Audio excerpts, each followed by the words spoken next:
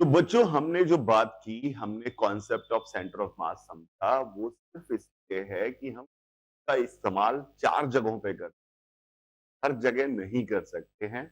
अगर हमें कभी भी F बराबर ma लगाना है तो we can use for any group of particle, rigid body, बड़ा छोटा, F बराबर ma सेंटर ऑफ मास पे पार्टिकल। क्लियर है क्या मेरी? दूसरी हमारे पास अगर हम तब निकालना होगा तब भी हम बराबर m। तीसरा अगर हमें वर्क डन बाय ग्रेविटी निकालना है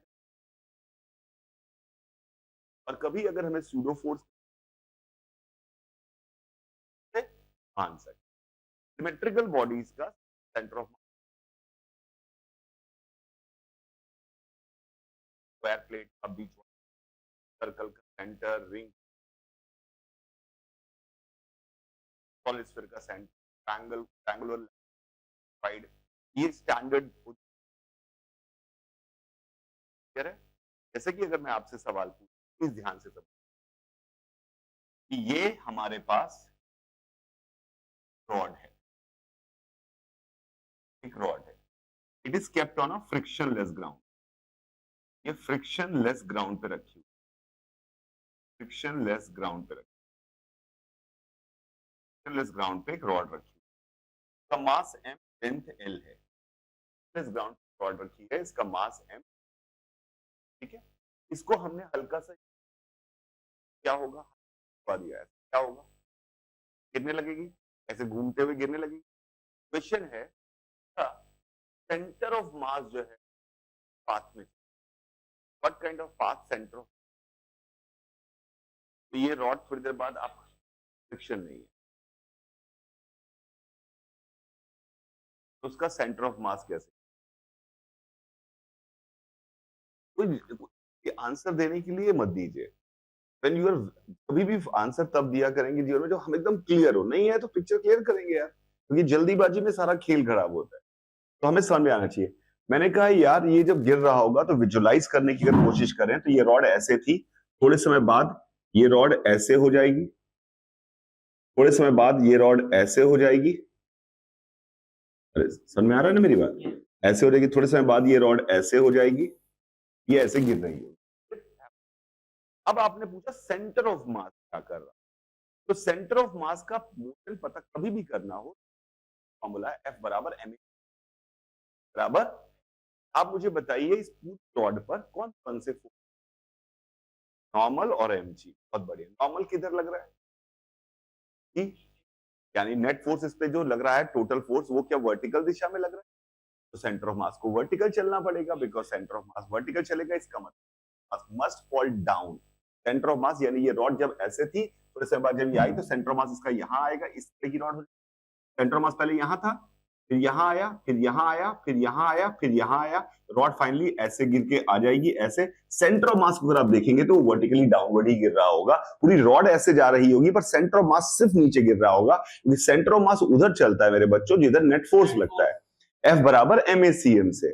तो नेट फोर्स इस पे जब वर्टिकल दिशा में लग रहा है तो सेंटर ऑफ मास हॉरिजॉन्टल में चल ही नहीं सकता, तो सेंटर ऑफ मास को किधर चलना पड़ेगा, वर्टिकली डाउनवर्ड। क्या मेरी बात पक्का?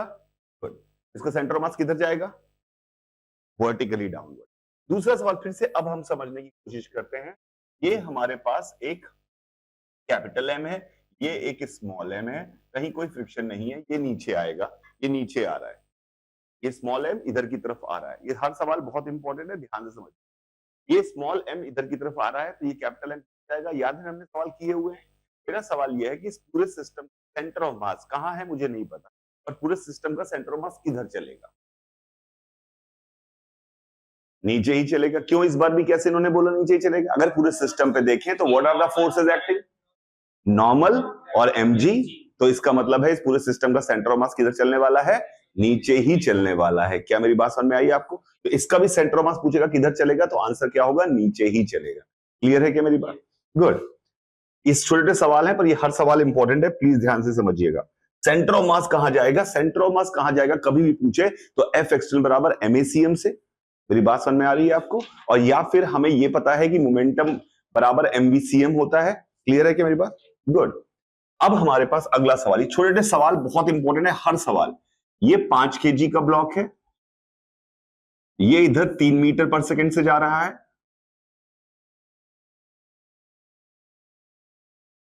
ये 10 केजी का ब्लॉक है, ये इधर 9 मीटर पर सेकंड से जा रहा है। ठीक है, क्वेश्चन है सेंटर ऑफ मास 3 सेकंड में कितना चलेगा? इस पूरे सिस्टम का सेंटर ऑफ मास 3 सेकंड में कितना चलेगा? What is the distance travelled by centre of mass? Distance by centre of मास। ये सेंटर ऑफ मास की जब भी बात पूछेगा, सोचने का तरीका बहुत इंपॉर्टेंट है। जैसे इसमें आपने कहा था कि नेट फोर्स इधर की तरफ होगा, उधर की तरफ चलेगा। Centre of mass, distance by centre of mass in 3 seconds. Distance travelled by centre of mass in 3 second. Centre of mass 3 second में कितना चलेगा? नहीं बेटा नकुल, दोनों एक ही बात नहीं है। वर्क पार्टिकल पे, ग्रुप ऑफ पार्टिकल्स पे वर्क जो निकल के आ रहा है और काइनेटिक एनर्जी अलग चीज है।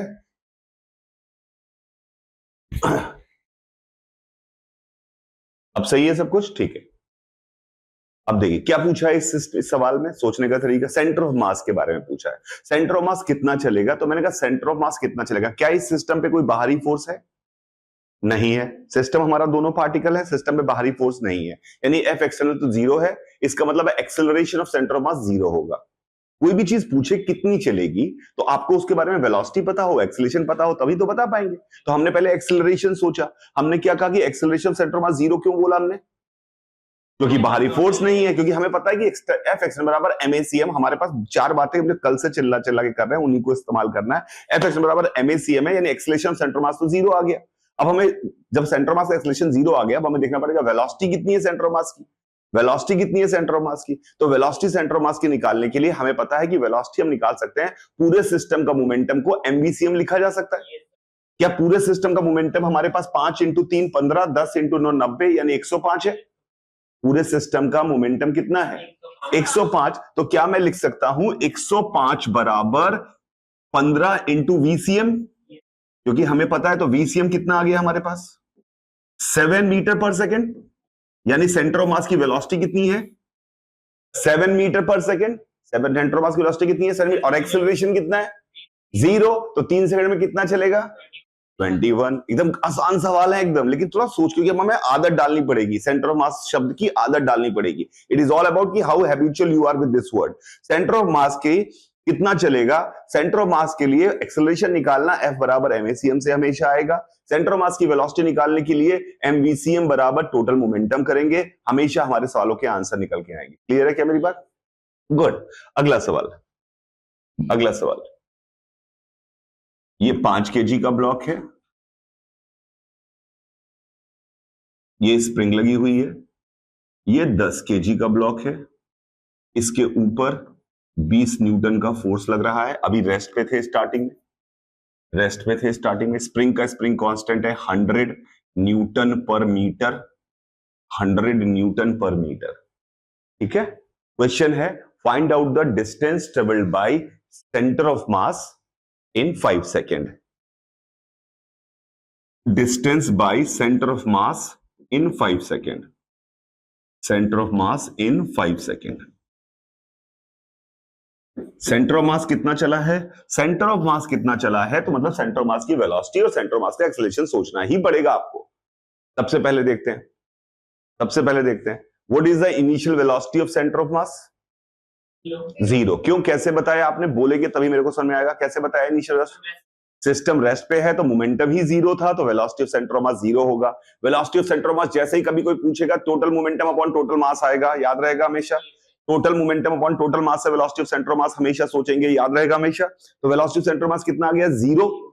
What is the is there an external force on the system? कितना? 20 न्यूटन। तो can you find out acceleration of centre of mass?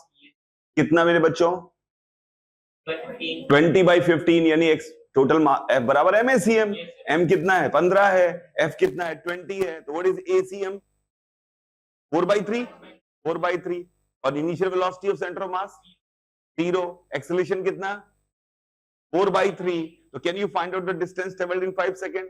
S बराबर UT plus half AT square. UT is 0, half AT square यानी half into 4/3 into 5 square, यानी कि हमारे पास आ गया 50/3।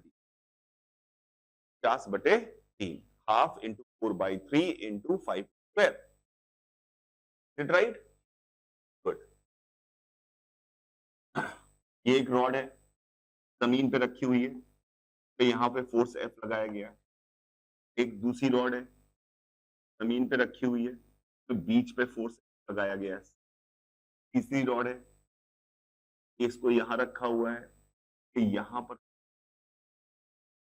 चौथी रॉड है, सेम ही रॉड है, जमीन पे ही रखी हुई है, कोई फ्रिक्शन विक्शन नहीं है, हॉरिजॉन्टल प्लेन में। ये हॉरिजॉन्टल प्लेन है, हॉरिजॉन्टल प्लेन है,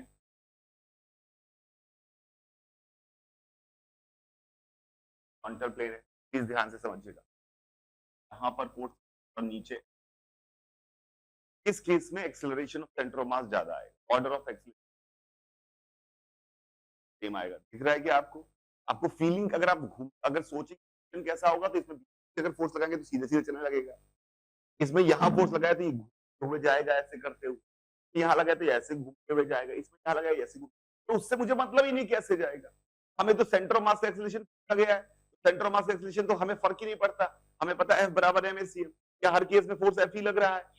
हर केस में मास m ही है, एक्सेलरेशन ऑफ सेंटर ऑफ मास, यानी हर केस में कुछ हो ना हो, सेंटर ऑफ मास का एक्सेलरेशन हर केस में F/m ही आने वाला है, F/m ही आने वाला है, चाहे कुछ भी हो, बाकी मुझे नहीं पता क्या करेगा क्या नहीं करेगा, पर acceleration of centre of mass her case. Clear है क्या मेरी बात? पक्का क्लियर है? अगला सवाल,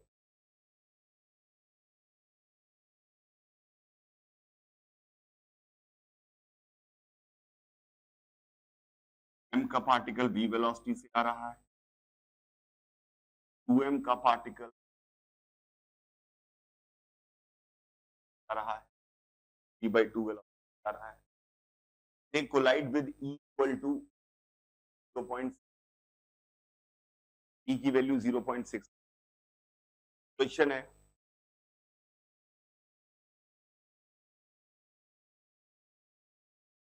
find out the placement of center of mass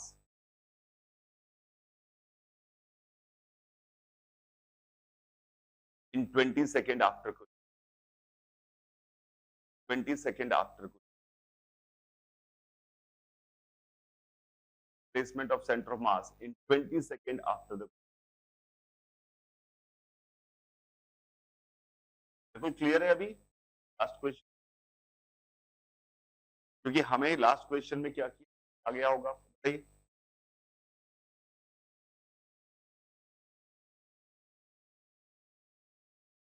distance of centre of mass filled after displacement of center of mass after next 20,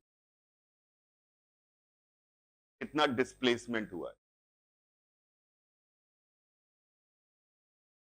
spring वाले में पूछा हुआ मेरे बच्चे, आप लोग करें ये वाला सवाल। स्प्रिंग वाले में पूछा हुआ है कि find out the distance of centre mass in 5 second. देखा कि इस पूरे सिस्टम पे नेट फोर्स कितना, न्यूटन, मास टोटल 3 kg, तो इसका मतलब एक्सेलरेशन ऑफ सेंटर ऑफ मास जो आएगा वो 4/3 आ गया, एक्सेलरेशन ऑफ सेंटर मास 4/3 आ गया, वेलोसिटी ऑफ सेंटर 0 आ गई थी, तो एक्सेलरेशन आ गया, वेलोसिटी आ गई, तो s बराबर u ऑफ एडी लगाया और हमने उसके आंसर 50/3 डाल दिया था, आंसर आ गया। क्या हुआ इसका आंसर? सवाल का आंसर क्या कर रहे हैं आप लोग? फिर टाइम बर्बाद कर रहे हैं, सोचना बंद कर दिया आपने। फिर बताइए क्या इसमें कोलिजन होगा? क्या ये मोमेंटम कंजर्व रहेगा? कोलिजन में मोमेंटम कंजर्व रहेगा, तो हमें सेंटर ऑफ मास की वेलोसिटी, क्या इस सिस्टम पे कोई बाहरी फोर्स है? कोलिजन हो रहा है ना हो रहा, बाहरी फोर्स है कोई? नहीं है, तो ACM तो 0 आ गया, अब हमें BCM चाहिए। क्या कोई बाहरी, क्या इस सिस्टम का मोमेंटम सेम रहेगा? बाद में टक्कर गया, भार में टक्कर निकाल क्यों रहे हो? मोमेंटम तो पहले जितना था उतना ही रहेगा, पहले 0 है मोमेंटम, क्यों टक्कर सॉल्व कर रहे हो? मोमेंटम तो बदलेगा ही नहीं, तो टक्कर सॉल्व क्यों कर रहे हो? इसी चक्रों में तो आप परेशान होते, जो सवाल जहां पे सुई काम आती है वहां पे लाठी भागते हैं। मोमेंटम इसका कितना था इनिशियली, तो फाइनल भी 0 ही रहेगा, यानी velocity of centre of mass 0 है, आंसर 0 है। ई की वैल्यू कुछ भी दी हो, ई की वैल्यू मैं क्यों दूंगा 0.69? बस टाइम बर्बाद करवाना है मुझे, क्या कैलकुलेशन में 0.69 मल्टीप्लाई करवाऊंगा क्या? गंदा दिया है तो कम से कम यहां समझ में आना चाहिए था कि ई 0.693 इतना ई क्यों दिया है गंदा सा, उसका लॉजिक होगा ना कोई। क्यों आपकी मैथ्स का जबरदस्ती टेस्ट लेने की कोशिश जबरदस्ती, क्या है, क्या सीखा अब, ये कितनी देर से क्या सीखने कर रहे हैं कि अगर कोई पूछे सेंटर ऑफ मास कितना चला, क्या हुआ क्या नहीं हुआ, तो हमें velocity of centre of mass चाहिए, acceleration of centre of mass चाहिए, तभी तो बताओगे किसी पार्टिकल, कोई पार्टिकल कितना उसके लिए क्या बताओगे, वेलोसिटी और एक्सेलरेशन पता होगा तभी ना बता पाओगे कहां चला कितना। बीसीएम कैसे निकालते हैं हमेशा, टोटल मोमेंटम अपॉन टोटल मास। एसीएम कैसे निकालते हैं हमेशा, F external by total mass. तो सिस्टम एफ एक्सटर्नल 0 है तो एसीएम 0 हो गया, बीसीएम 0 है तो हमेशा ही 0 रहेगा क्योंकि मोमेंटम कंजर्व है। इसका मतलब सेंटर मास ने कितनी डिस्टेंस चली, 0। चाहे 20 सेकंड में पूछो, डिस्टेंस पूछो, डिस्प्लेसमेंट पूछो, उससे फर्क थोड़ी पड़ रहा है। इसलिए मैं फर्क ही नहीं पड़ रहा कि मैंने डिस्प्लेसमेंट पूछा कि डिस्टेंस पूछा। एक्चुअली होता क्या है कि आप उस पिक्चर को अभी तो थोड़ी थोड़ी दिखने लगेगी, मतलब मेन में जब सवाल आता है हमें तब मुझे थोड़ी पता था कि मैं ये सवाल दूंगा, हो सकता है यही सवाल पेपर में आ जाता है तो आपका दिमाग पता नहीं क्या और सोचने लगता है, आपको लगता है कि कोलिजन आता है, ई दिया है, उसमें आपने मास्टर किया हुआ है, अब तुरंत ही करने लगते हैं कि अच्छा चलो बल्फा निकालते हैं, कॉमन वेलोसिटी सब करना के ड्रामा करना आपको स्टार्ट कर देते नहीं है, फिर भी करने लगते हैं क्योंकि हमें आता है। हम इसलिए सवाल थोड़ी करते हैं कि हमें आता है, हम इसलिए करते हैं कि जो पूछा गया वो निकालते हैं। तो क्या दिमाग में बैठा के रखना चाहिए कि जब भी कोई पूछे सेंटर ऑफ मास कितना चला है, कहां गया है, कैसे गया है, तो मुझे सेंटर ऑफ मास के लिए वीसीएम और एसीएम चाहिए, बिना उसके मैं कुछ नहीं कर पाऊंगा। मेक इट फिक्स ना, इसको क्लियर कर दिमाग में रखते ना, कुछ नोट्स होने चाहिए दिमाग में, मैं ऐसे ही सोचूंगा। पार्टिकल जब भी कभी टकरा रहे होंगे, कोई टक टक टक टक कोई पूछेगा फोर्स कैसा निकल रहा है, तो मुझे फोर्स कितना लग रहा है, तो मैं हमेशा सोचूंगा चेंज इन मोमेंट। करंट कभी कोई पूछ रहा है, मैं आपको करंट की परिभाषा क्या मैंने आपको सिर्फ लिखवाई कि आई इक्वल टू dt, मैंने आपको मेन एम्फसाइज कराया कि जब भी कोई पूछे करंट कितनी फ्लो करिए, अपना हाथ लगाओ और देखो, दिस हैज टू, क्योंकि मैं सारे सवाल सारी सिचुएशन करा ही नहीं सकता कोई आदमी, पर आपको एक तरीका बता दिया कि सोचने का तरीका क्या, हाथ लगाइए देखिए कि कितना चार्ज फ्लो कर रहा है, तो this is how you have to think all the time. Clear है क्या मेरी बात?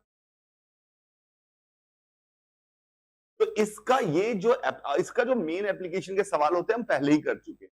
कौन से वो सवाल होते हैं कि ये एक आदमी इतना चला था दूसरा कितना चलेगा, वो सब तो हमने पहले ही कर रखा है, m1l अपॉन m2, इसके लिए हमें सेंटर मास की जरूरत नहीं है। सेंटर मास की जरूरत पड़ेगी हमें पहले पार्ट में, जब वो पूछेगा कि सेंटर ऑफ मास कितना चला, तभी हमें सेंटर ऑफ मास की जरूरत पड़ेगी। बाकी कोई भी सवाल आएंगे टू पार्टिकल सिस्टम के, हमें सब करने आते हैं, ऑलरेडी आते हैं ना, रिड्यूस मास, प्रोड्यूस मास, 50 तरीके हमने पता है। क्लियर है क्या मेरी बात? ये सिर्फ सेंटर ऑफ मास का, हर चीज का एक जरूरत होती है, जैसे जैसे किस चीज की, लोग पहले सेंटर ऑफ मास कराते तो हमें लगता है हर बार सेंटर ऑफ मास लगाना है, हमने उन सवालों को बिना सेंटर ऑफ मास के सारे सवाल कर रखे, दो सवाल वैसे ही करिए ताकि फंडामेंटली वो क्लियर हो। क्लियर है क्या मेरी बात? गुड। अगला, ये है 5 मीटर, ये है 8 मीटर, ये है 10 किलो का, ये ब्लॉक यहां पर मास m का है 5 kg। when the block comes down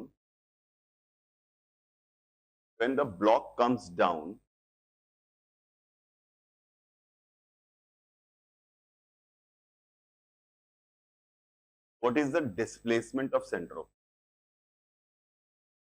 when the blocks come down, what is the displacement of center?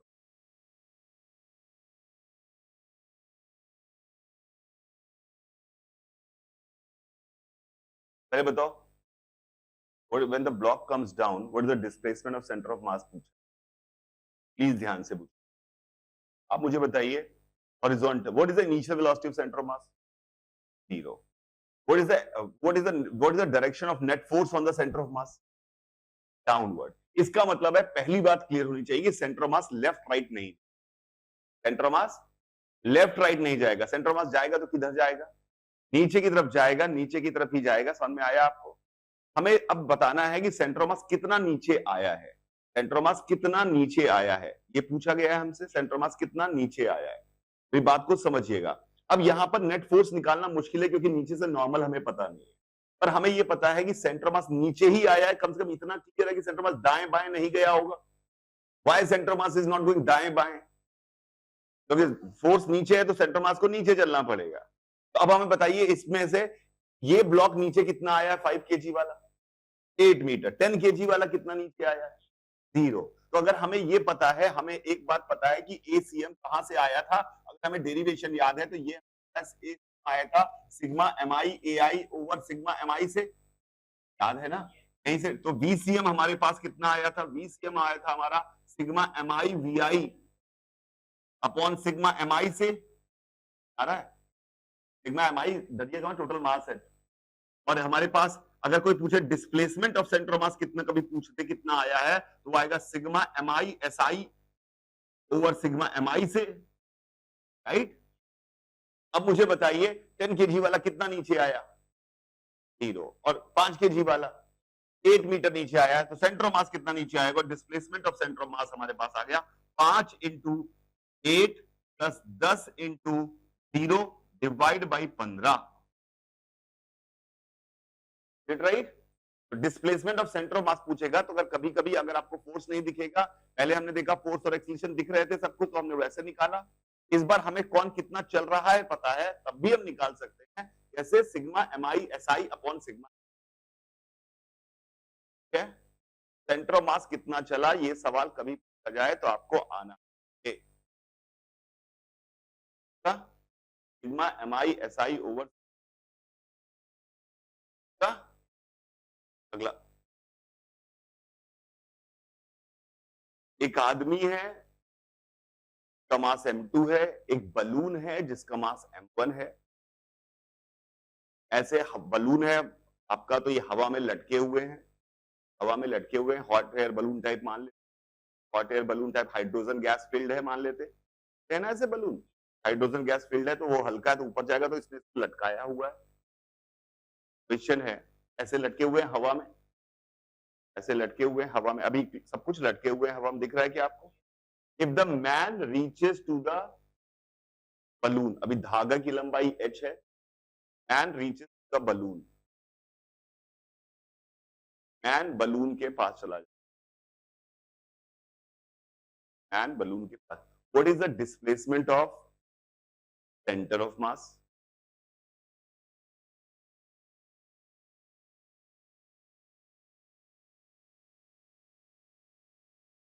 Is displacement of centre of, बहुत बढ़िया, थैंक यू। कैसे इन्होंने किया? इन्होंने ये नहीं कहा कि पिछला सवाल मैंने पढ़ लिया तो अब हम वैसे करना स्टार्ट कर देंगे कैलकुलेशन। इन्होंने कहा कि पहला आपने मुझे तरीका सिखाया है कि पहले ACM और VCM देखो, अगर क्लियरली दिख जाए तो वहीं से बता दो, नहीं तो आपको अलग अलग दिख रहा है। समझ में आ रहा है? What is the net force on this system? क्यों लटका पड़ा है तो नेट फोर्स तो 0 रहा होगा। आपने mg ना देखिए, क्योंकि एक हवा वाला फोर्स होगा तभी तो mg और मिलके दोनों, तभी तो लटका है हवा में। अरे बलून जब हवा में लटका हुआ है तो उस पर नेट फोर्स 0 ही होगा ना, तो इस पूरे सिस्टम में नेट फोर्स कितना है? 0। अब आप में से कह रहे हो mg तो लग रहा है, पर mg लग रहा होता तो पहले क्या लटका था, गिर जाता नीचे, तो एक बॉयंसी फोर्स होगा तभी तो रुका हुआ है।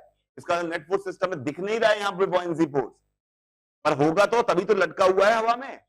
हवा में कोई चीज कोई कह रहा लटका हुआ है, मुझे नहीं बता रहा क्या कैसे लटका, तो मैं ये तो कह दूंगा कि लटका हुआ तो नेट फोर्स 0 होगा साले के ऊपर, तभी लटका हुआ है, नहीं तो गिर जाता। अगर किसी के ऊपर नेट फोर्स 0 नहीं होता तो चलता वो चीज, आ रही है? तो नेट फोर्स कितना है? 0। तो ACM 0। What is the initial velocity of centre of mass? 0। Displacement of centre of mass is, what is displacement of man? याद आया वो वाला तरीका जब दो लोग चलते थे, नेट फोर्स 0, सब कुछ रुका हुआ था, एक चला दूसरे के रिस्पेक्ट में, बलून के रिस्पेक्ट में मैन कितना चला है? h। अगर कोई रिलेटिव डिस्प्लेसमेंट h होता था तो m1 कितना चलता था? याद आया आपको? तो वही वाला फॉर्मूला, तो क्या होगा? What is the displacement of man पूछा होता तो आंसर होता m1 h upon m1 plus m2 upward, ये हुआ डिस्प्लेसमेंट ऑफ मैन। अगर कोई बोलता डिस्प्लेसमेंट ऑफ बलून तो आंसर होता m2h अपॉन, अब भूल ना जाइएगा वो जो चीज हमने पहले पढ़ी 4 क्लास पहले, डाउनवर्ड। क्लियर है? What is the displacement of centre of मास? वो 0। सेंटर ऑफ मास कभी पूछे कितना चला है तो पहले दिमाग में क्या आएगा? AV ACM VCM। अगर उससे काम नहीं चल पा रहा होगा, ACM VCM नहीं निकल रहे होंगे आसानी से, कोई आपसे लंबी कैलकुलेशन नहीं पूछेगा, याद रखना जीवन भर, चाहे कोई एग्जाम लिख दो तुम दुनिया का, जबरदस्ती कोई ACM निकालने के लिए ताकतवर कैलकुलेशन नहीं पूछेगा, एसीएम दिख जाएगा या वीसीएम दिख जाएगा। अगर ना दिखे एसीएम वीसीएम इमीडिएटली, तो आपको देखना पड़ेगा कि दोनों इंडिविजुअली कितने कितने चले हैं ग्राउंड से। तो M1 S1 plus M2 S2 plus M3 S3 upon M1 plus M2 plus M3, जो हमने अगला केस। क्लियर है? वहां क्यों करना पड़ा था मुझे, यहां मुझे क्यों करना पड़ा था ये मेथड? नीचे की तरफ नॉर्मल पता नहीं था, तो नीचे की तरफ का एक्सेलरेशन मैं निकालूं कैसे? एसीएम का फॉर्मूला तो हो जाता कि एसीएम होगा तो नीचे की तरफ, पर कितना है एसीएम हमें पता तो नहीं है। अरे क्लियर है क्या मेरी बात? पक्का। अगला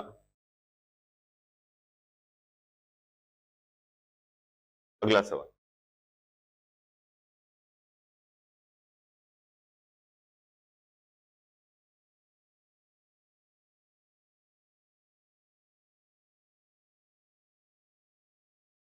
एक ट्रॉली थी,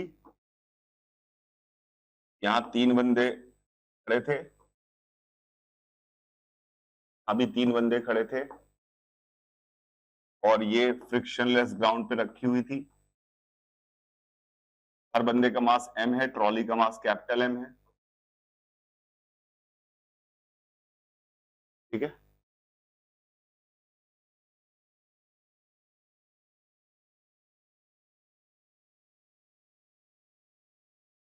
all of them come at the middle of the trolley. सारे बंदे बीच में आ गए। All of the man come to the middle of the trolley, middle of the trolley.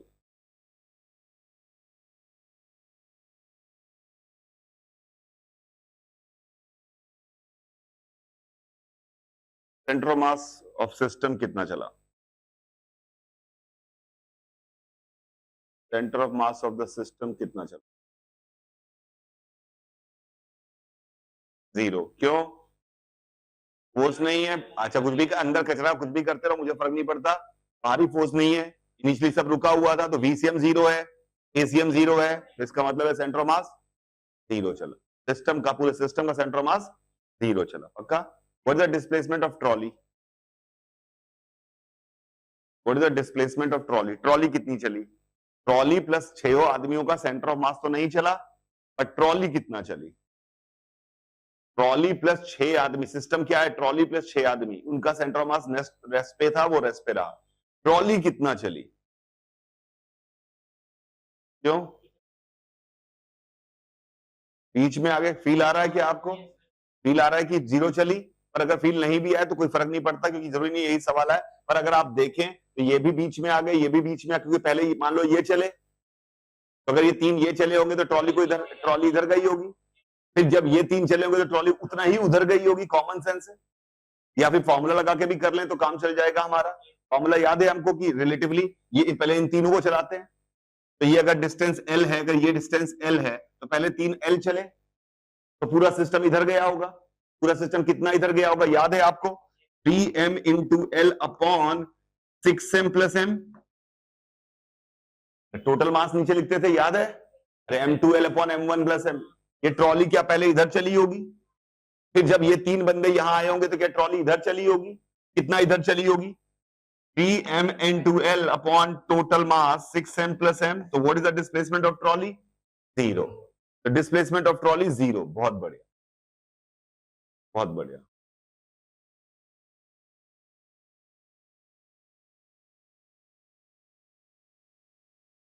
आवाज का इश्यू आ रहा है क्या? अभी भी आ रहा है क्या? राकेश, नकुल, खुशी? खुशी तो मुझे मारने वाली है, मुझे पता है, मार तो हर बार दिक्कत आती है। किसी को बुलाना भाई साहब, किसी को बुला लेना बेटा। क्या हमारे पास ये आंसर समझ में आ गया हमें क्या हो रहा है? तो ये यहाँ पे, अच्छा बताइए, ये ट्रॉली कितना चली? आंसर 0 आ गया। पूरे सिस्टम कितना चला? उसका आंसर भी 0 ही आ गया इस पर्टिकुलर। बहुत बढ़िया। एक मिनट ब्रेक ब्रेक ले लेता।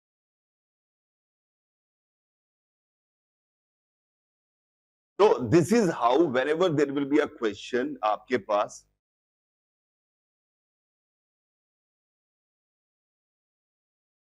ठीक है, क्या पता आपके क्या बोल रहा था मैं? सॉरी, मैंने आपको पता चल गया कि सेंटर ऑफ मास का एप्लीकेशन कैसे, सेंटर ऑफ मास का डिस्प्लेसमेंट कैसे मिल जाएगा। तो क्या करेंगे, एक सवाल और कर लेते हैं इसी लाइन ऑफ थॉट पे। ये हमारे पास एक एटवुड मशीन है, ये 5 kg का ब्लॉक है, ये 10 kg का ब्लॉक है। Find out the displacement of centre of mass, find out displacement of centre of mass, find out displacement of centre of mass in 1 second. Find out displacement of center of mass in 1 second. Find out displacement of center of mass in 1 second. अब इसमें बाहरी force निकालने के लिए, तो बाहरी force कौन कौन से सिस्टम पे, 2T और वेट। ये है सिस्टम, पुली तो मासलेस होती है। Let's say this is our system. What are the बाहरी फोर्स बच्चों, वेट और टेंशन। टेंशन निकालना पड़ेगा, बिना उसके तो बाहरी फोर्स निकलेगा नहीं, बाहरी फोर्स निकलेगा नहीं तो एसीएम नहीं आएगा। तो इससे अच्छा है कि हमें जो टेंशन निकालने से अच्छा है, हमें पता है एक्सेलरेशन निकालने का एक और तरीका भी है हमारे पास। जब हमारे पास ये तरीका तो है नेट फोर्स, पर ये तरीका भी तो है सिग्मा एम आई ए आई अपॉन सिग्मा एम आई ए आई। तो चेक करिए, ये तरीका तो हमारे पास सही है, तो इसका भी इस्तेमाल कर सकते हैं। तो यहाँ पे हमें क्या इनके एक्सेलरेशन निकालने आते हैं, क्या इनके एक्सेलरेशन निकालने आते हैं हमको। हमें पता है कि क्या एटवुड मशीन को नेट ड्राइविंग फोर्स वाले कॉन्सेप्ट से कर सकते हैं। क्या 100 इधर नीचे खींच रहा चलाने का, क्या 50 इधर खींच रहा चलाने का। What is the net driving force, 50. What is the total mass which is to be driven, 15. तो what is the acceleration they will have, 50 by 15, which comes out 10 by 3. It will come with the acceleration of 10 by 3. It will go with the acceleration of 10 by 3. Am I making sense? So now we will write the, because we know the individual accelerations, we can find out the acceleration of center of mass. Acceleration of center of mass इतना तो पता है कि नीचे की तरफ आएगा, तो 10 into 10 by 3, अरे चेक करिए, -5 into 10 by 3. Am I right? Acceleration vector quantity है, तो ऊपर वाला को नीचे वाले को पॉजिटिव मान लिया, ऊपर वाले को नेगेटिव। अरे बताइए, तो m1 a1 plus m2 a2 upon 15 तो कितना आ गया हमारे पास, 100/3 माइनस 50/3 यानी 50/3 यानी 50/45 10/9। Acceleration of centre of mass आ गया 10/9। 10/9 is the acceleration of center of mass. They are asking what is the distance traveled in 1 second, which is 5 meters, 5/9. SCM आ गया 5/9, half 80 square, half 80 square. T1 है तो half 80 square is the answer. Making sense? बहुत बढ़िया। तो these kind of question can be asked about displacement of center of mass. Displacement of individuals के सवाल हमने अलग से किए हुए हैं, वेलोसिटीज निकालने के सवाल हमने पहले अलग किए कि एक चलेगा दूसरी की रिलेटिव वेलोसिटी वाले सवाल हमने किए हुए हैं, वो याद रखिएगा। एक्सेलरेशन सेंटर ऑफ मास ऐसे निकालेंगे, क्लियर है, पक्का। It's a very very useful thing in the next chapter which is rotational dynamics. It is very very useful thing in the next chapter. हम बात करेंगे रोटेशनल डायनामिक्स की। Centre of mass for a rigid body is a very very important thing. Clear है मेरी बात? Now right on calculation of centre of mass. Calculation, initial momentum भी zero, कोई भी सवाल जैसे उसी वाले सवाल में, पीछे वाला सवाल जो था मेरे बेटा स्प्रिंग वाला, स्प्रिंग वाले सवाल में इनिशियल वेलोसिटी 5 ले लो, उसमें क्या ut plus half eighty square लगा दोगे, एक ही बात है ना। इनिशियल वेलोसिटी हो जाएगी तो कुछ बिगड़ थोड़ी रहा है हमारा। तो हमने जितने पॉसिबल केस थे हमने सभी कर लिए। अब एक ही डिफरेंट और यू की डिफरेंट वैल्यूज के तो बहुत सारे सवाल बन जाएंगे। Right on calculation of centre of मास, यानी कि अब हम इन्वेस्टिगेट करेंगे जिनका सिमेट्रिक बॉडी है, तो हमें पता है कि point of symmetry is the centre of mass. लेकिन अब हम मैथमेटिकली सबका कैलकुलेट करेंगे where is the position of centre of mass for any shape sized body का सेंटर ऑफ मास कहां पर होगा, सेंटर ऑफ मास कहां पर होगा। ध्यान से समझने की कोशिश करिए। इस पेन का सेंटर ऑफ मास का अगर एक हमारे पास तरीका है, इस पेन का सेंटर ऑफ मास अगर हमें बात करनी है, तो अगर मैंने इसको यहां पर एक उंगली पे रखने की कोशिश की, ऐसे छोड़ूंगा नहीं क्योंकि रख पाऊं ना रख पाऊं, तो इसका सेंटर ऑफ मास जो है हम ऐसे पता लगाएंगे, जहां पर मेरा हाथ रखकर ये अपने आप रेस्ट पे आ गया, जैसे ये इसका सेंटर ऑफ मास होगा, क्योंकि यहां पे रखता तो नीचे गिर जाता। क्यों? क्योंकि mg का पॉइंट ऑफ एप्लीकेशन वहीं पे मानना है, तो mg इधर लगता, तो अगर मेरा उंगली यहां होती तो mg इसको ऐसे घुमा देता। इसलिए ये थ्योरेटिकल तरीका है, पर ये हमारे काम का नहीं है। हमारे लिए मैथमेटिकल तरीका है सेंटर ऑफ मास निकालने का। एक ही तरीका है हमारे पास सेंटर ऑफ मास निकालने का, RCM is equal to position of centre of mass is equal to sigma MI RI over sigma MI. This is the only way to find out position of center of mass in integration form sigma MI/RI can be written as sigma RDM over sigma DM, सिग्मा RDM over sigma DM।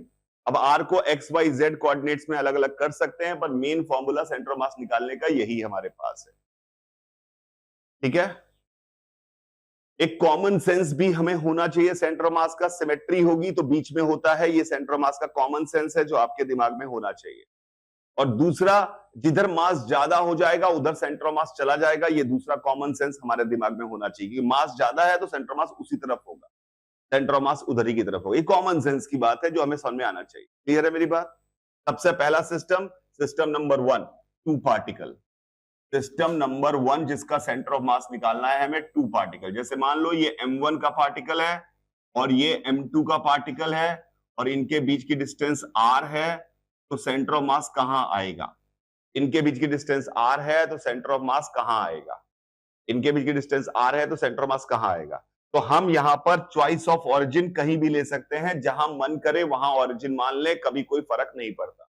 क्या step 1 है? You can assume origin at any point.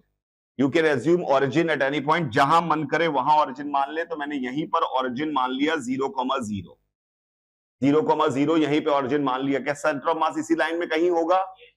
तो इतना तो हमें पता है, तो हमने कहा एक्स एक्सिस के अलोंग ही होगा। तो हमारे पास सेंटर ऑफ मास की पोजीशन आई RCM is equal to, centre of mass की पोजीशन आई RCM is equal to M into 0, पहला बार M1 इंटू 0, M1 0 पे रखा हुआ है, प्लस M2 इंटू R, मैं right, upon M1 plus M2, M1 plus M2। तो RCM हमारे पास आ गया M2R upon M1 plus M2, M2R upon M1 plus M2. This is the first formula you have to remember, not in the form जिसमें मैंने लिखा है, जो मैं बोलूंगा उस फॉर्म में।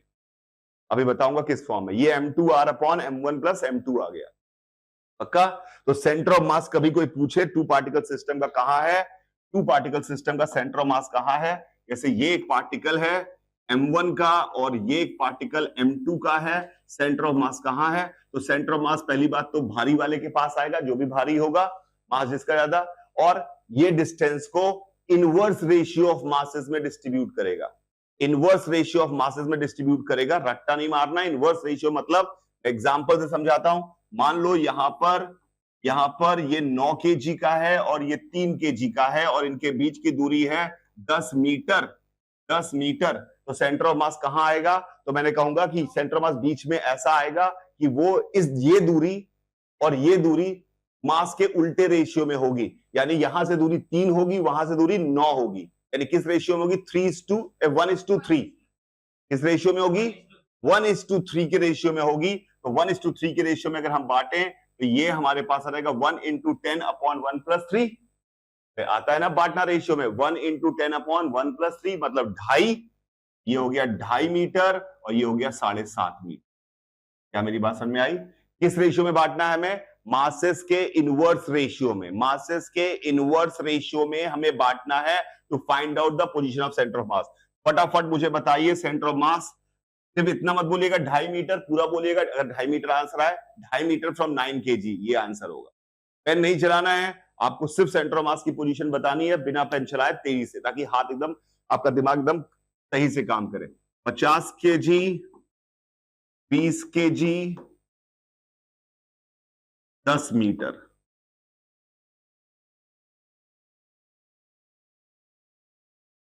फ्रैक्शन में बता सकते हैं, डेसिमल में बताने की जरूरत नहीं है।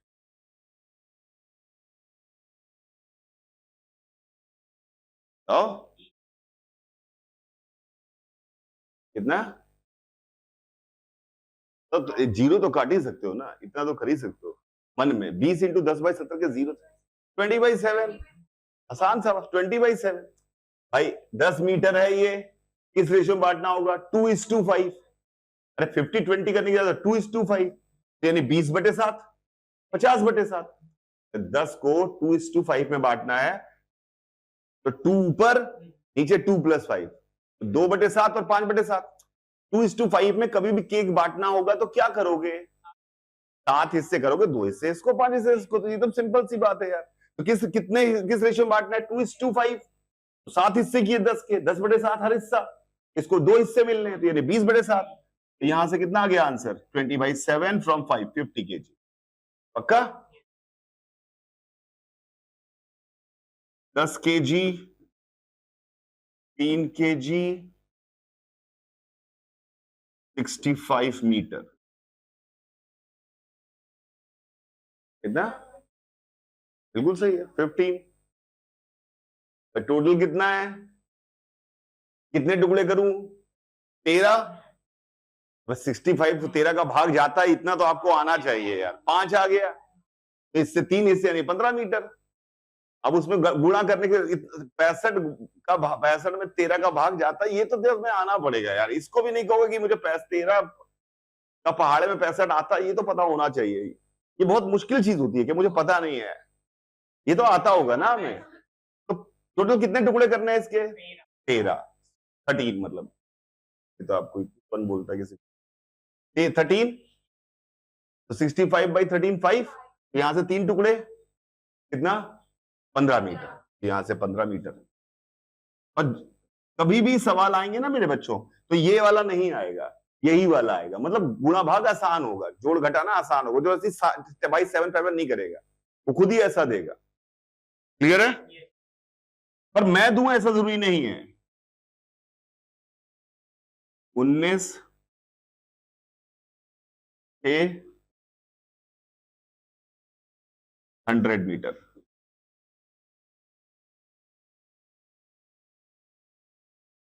तो 24 मैं दिखा रहा 24।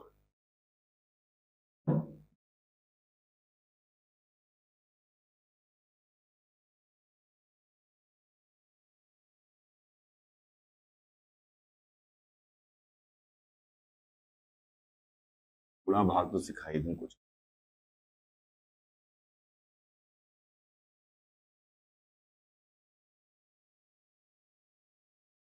फिर उठाना पड़ेगा। मैं साला मन में मैं कोई घर से लिख के आता हूँ क्या सवाल? तुम्हें क्या लगता है मैं भी तो एक गुणा भाग कर रहा हूँ। अबे 27/12 27/12 कितना हुआ? 39 हुआ। 117 डिवाइड बाय 39 3 117 डिवाइड, अबे 40 था, 120 था, मैंने 3 घटा दिया, मैंने लिख दिया 117 ताकि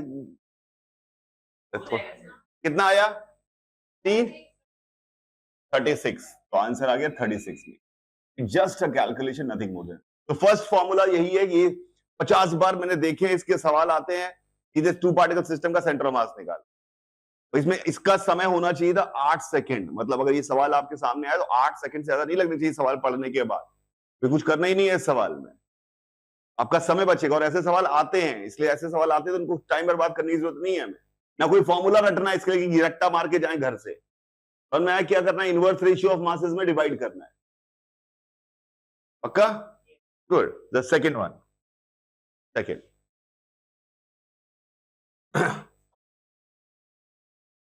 अब इसकी प्रैक्टिस कर लेते हैं थोड़ी सी, देखते हैं कि क्या है। मान लो हमारे पास ये है, ये m है, ये m है, ये 2m है, ये 2m है, ये सब l l l l l है। ठीक है बच्चों, क्लियर है? इसका सेंटर ऑफ मास पता लगाना है कहां है, इसका सेंटर ऑफ मास पता लगाना है कहां है। अब तरीका देखो मैं क्या कर रहा हूं पार्टिकल में। वैसे तो एक तरीका है कि इसको ओरिजिन मान लो, अरे इसको ओरिजिन मान लिया, तरीका नंबर 1 में आज देखने की कोशिश करता हूं। इसको ओरिजिन मान लिया, तो इसको ओरिजिन मान लिया। तरीका नंबर 1 RCM, एक्स और वाई कोऑर्डिनेट में लिखना है। इसको ओरिजिन मान लिया, इसको एक्स एक्सिस मान ली, इसको एक्स एक्सिस, वाई एक्सिस चलेगा। हाँ, तो इसको पहले वाला m कहां पे है, m इंटू 0। ये वाला m कहां है, m into L I cap, m into L I cap. वाला 2m कहां पे है, 2m l j cap, 2m l j cap. ये वाला 2m कहां पर है, 2m l i cap plus j cap divide by 6m। Solve करके जो आंसर आएगा वो आंसर आएगा 6m ना। क्लियर है? दिस इज क्या लिखा समझ में, 2m l i cap plus, इसका कोऑर्डिनेट समझ में आ गया, l i cap plus l j cap, l i plus l j। ये एक तरीका है, तरीका number 1। But I really don't like this तरीका बिकॉज इसमें 2m। अब देखो ध्यान से, देखो मैं क्या कर रहा हूं। ये 2m और ये 2m है, क्या इनका मास 4m हो गया इकट्ठे? इनका सेंटर मास कहां हुआ? यहां पर, तो 4m बीचों बीच। इनका सेंटर मास कहां हुआ? 4m का बीचों बीच। बताओ, ये दोनों m और m है, इनका सेंटर मास यहां पे आया, यानी यहां पे मान सकते हैं 2m बीचों बीच। अब हमारे पास दो पार्टिकल हैं, 4m और 2m, 4m और 2m, तो इनका सेंटर मास कहां आएगा? किस रेशियो में? टोटल डिस्टेंस कितनी है? l। किस रेशियो में? मासेस के इनवर्स रेशियो में। इधर से 2, इधर से 1, इधर से 2 रेशियो, उधर से 1 रेशियो, तो यहां से ये डिस्टेंस जो इसकी आ जाएगी, ये डिस्टेंस आएगी 2l/3, और ये आ जाएगी l/2। Answer l/2, 2l/3, l/2, 2l/3 is the answer. Making sense? l/2, 2l/3 is the answer. ये भी एक तरीका है, पर जनरली ऐसे ही सवाल आएंगे तो उनको थोड़ा दिमाग से करो कि यार क्यों जबरदस्ती अपना टाइम बर्बाद करोगे। LIJK पेप्टे लिखने में कहीं IJ में गलती कर दी, कुछ गलत हो गया, और उसका मेहनत भी ज्यादा, काम भी ज्यादा, और आंसर भी चांसेस कम हो गए। बिल्कुल, बहुत बढ़िया राकेश, क्लियर है? कहां गया इनका centre mass? l/2, 2l/3, l/2, 2l/3। बहुत बढ़िया, बहुत बढ़िया। अगला प्लीज ध्यान से देखिए, प्लीज ध्यान से देखिए।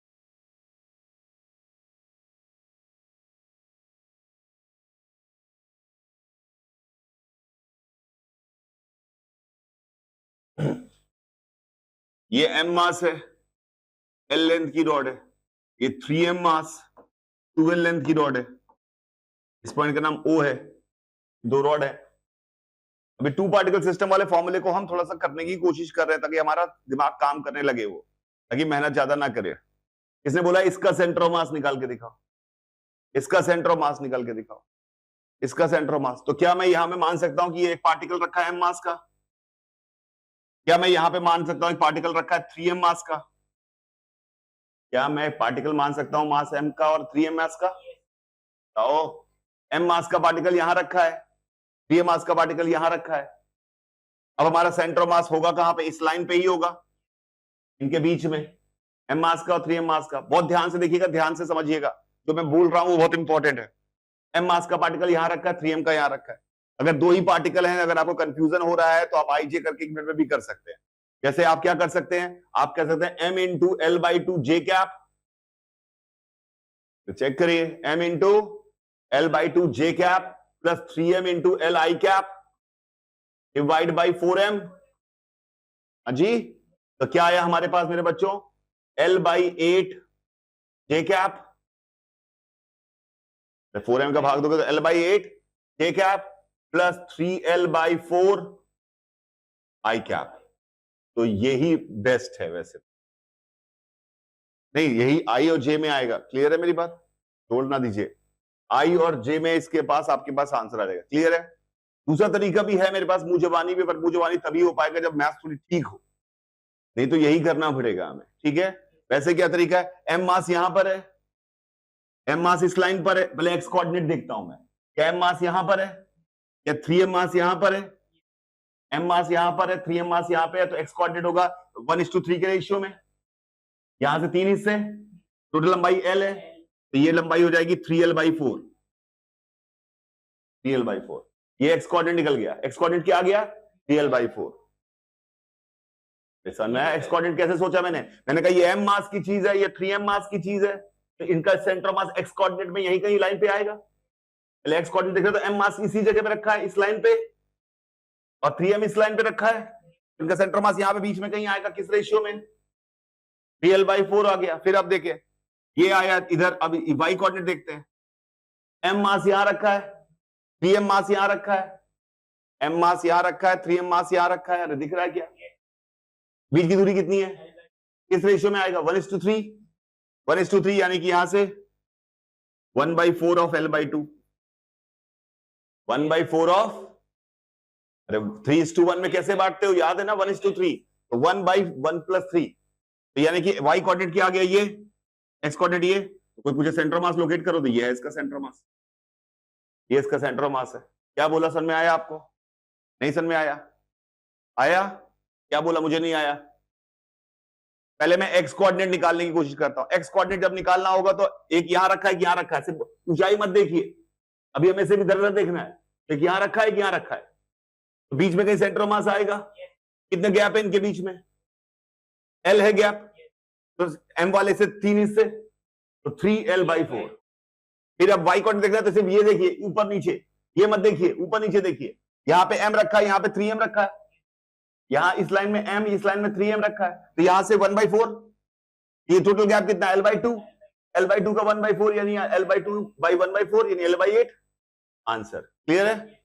बिना पेन चलाए बताइएगा, बिना पेन चलाए बताइएगा, पेन नहीं चलने चाहिए।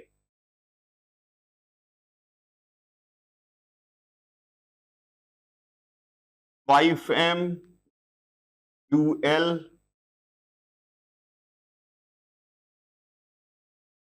8M 6L 8M 6L। सबसे पहला स्टेप एक स्टेप में कर देता हूं। क्या इसको यहां पे रखा हुआ मान सकता हूं? कितने का? 8M का। ये दूरी 3L, सही है। क्या यहां मैं 5M रखा हुआ मान सकता हूं? कितनी दूरी? L। अब बताइए, पहले एक्स कोऑर्डिनेट बताइए। एक्स कोऑर्डिनेट मतलब यहां और यहां के बीच में एक्स कोऑर्डिनेट। 8M 5M है, 8M यहां, 5M यहां, बीच का गैप L।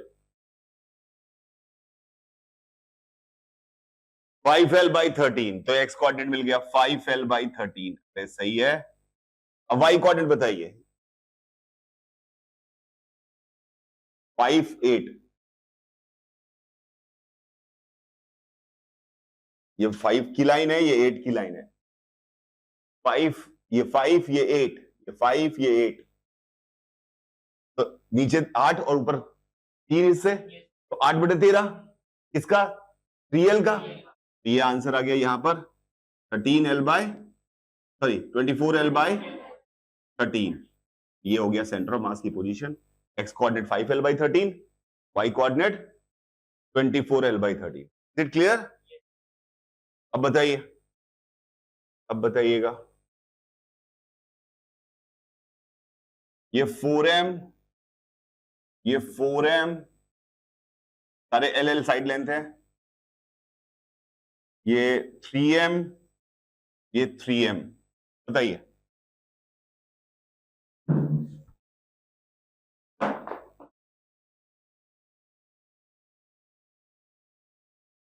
एक्स कोऑर्डिनेट तो L/2 ही होगा।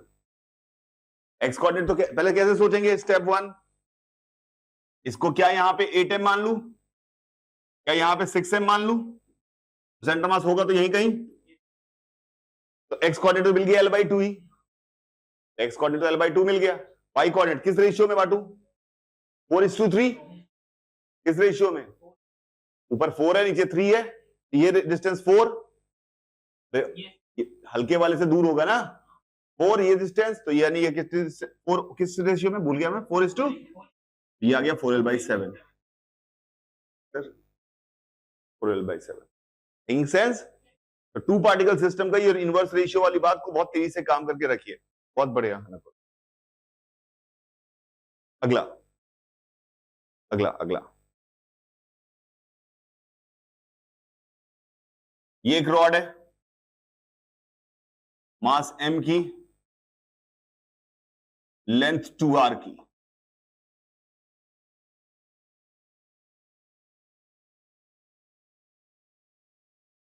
ये एक डिस्क है, मास 4M की, रेडियस R की। इस सिस्टम का सेंटर ऑफ मास पता लगाना है। इस सिस्टम का सेंटर ऑफ मास पता लगाना है। इस सिस्टम का सेंटर ऑफ मास पता लगाना है।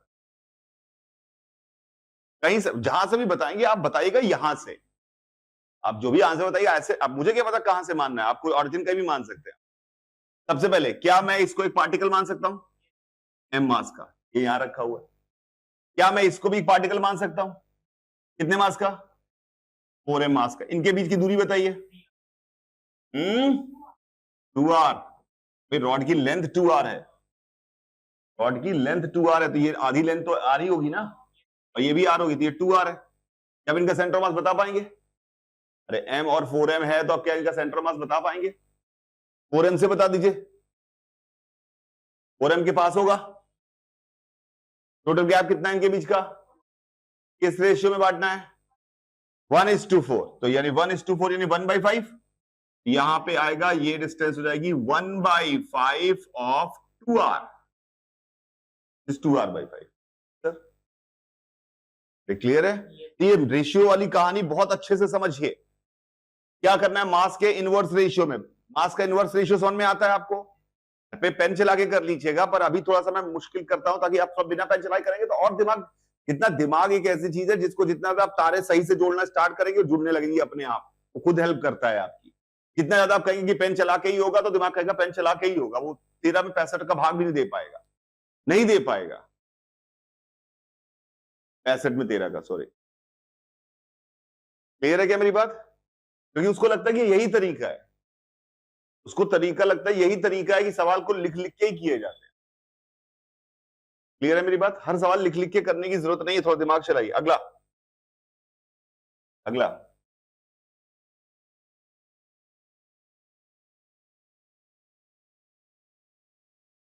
ये एक स्क्वायर प्लेट है,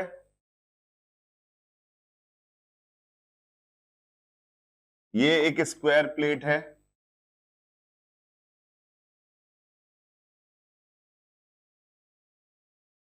और ये एक ट्रायंगल है।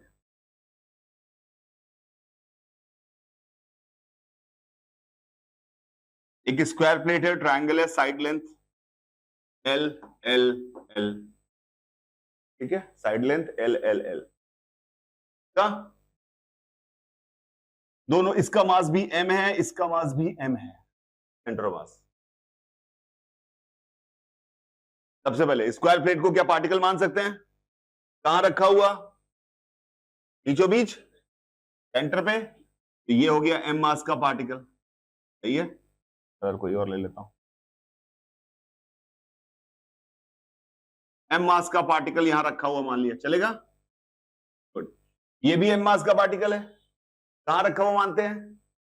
इसके सेंट्रॉइड पर। इसका सेंट्रॉइड आपका इसी सिमेट्रिक लाइन में होता है, ये दिख रहा है क्या? यहां होता है सेंट्रॉइड, नहीं आपको याद है कि नहीं? ये रेशियो 2:1 होता है, ये रेशियो, तो ये एंगल है 60 डिग्री, थोड़ा मेहनत करनी पड़ेगी, ये एंगल है 60 डिग्री, सही है, ये एंगल 60 डिग्री है, तो ये लंबाई √3l/2 हो गई। ये पूरी लंबाई यहां से यहां तक कितनी हो गई? √3l/2। ये डिस्टेंस याद रखिएगा, आगे से चाहे याद ही रख लीजिएगा, ये डिस्टेंस होती है √3l/2 आ गई हमारे पास, इंटू 1/3, यानी कि l/2 √3। ये डिस्टेंस l/2 √3 होती है। सेंट्रॉइड की पोजीशन यहां पर ट्रायंगल में इक्विलेटरल ट्रायंगल का सेंट्रॉइड यहां होता है, ये डिस्टेंस l/2 √3 होती है, ये डिस्टेंस l/√3 होती है। याद रखिएगा, याद रखिएगा, सेंट्रॉइड यहां पर होता है ट्रायंगल का। तो ये एक पार्टिकल है मास का, यहां भी रख दिया, सही है। अब ये कितनी डिस्टेंस है? l/2 √3, और ये डिस्टेंस कितनी है? l/2। ये डिस्टेंस कितनी है? l/2, l/2 है। ये गंदी डिस्टेंस आई बीच की, तो रेशियो में मत बांटिए, टाइम बर्बाद हो जाएगा। रेशियो, डिस्टेंस ही लिख पाओगे, साले रेशियो में कैसे बांटोगे? समझ में आ रहा है? तो आप क्या करिए, इसी को ओरिजिन मान लीजिए, इसी को ओरिजिन मान लीजिए। तो क्या से कैसे आ गया सेंटर मास की पोजीशन? m इंटू 0, सही है, plus m into l/2 plus l/2 √3 upon 2m। समझ में आया? HCM कहां से आया ये सेंटर ऑफ मास? इस पॉइंट से। तो अब बताइएगा सवाल में, इस पॉइंट से इतना ऊपर, इस पॉइंट से इतना ऊपर। क्लियर है मेरी बात? गुड। नाउ ये तो हो गया हमारे पास सेंटर ऑफ मास कैसे हमने निकाला। अगला, अब कुछ स्टैंडर्ड बॉडीज है, उनके सेंटर ऑफ मास हमें पता होने चाहिए। Number 1, centre of mass of semi circular ring, semi circular ring, circular ring, centre of mass of semi circular ring, semi circular ring. So what we have, we have a semicircular ring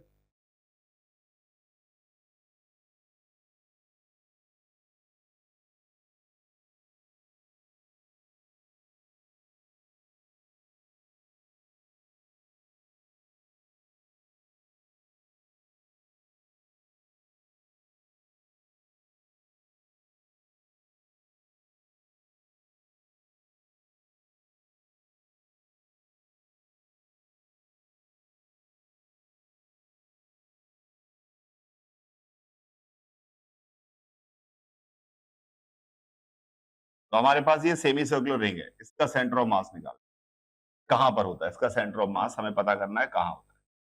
ध्यान से देखिए, कम से कम इतना दिख रहा होगा कि symmetry से आपको दिखना चाहिए इसका सेंटर ऑफ मास, जितना इधर मास है उतना ही इधर मास है, तो सेंटर ऑफ मास इसी लाइन पे कहीं होगा, इसी लाइन पे कहीं होगा।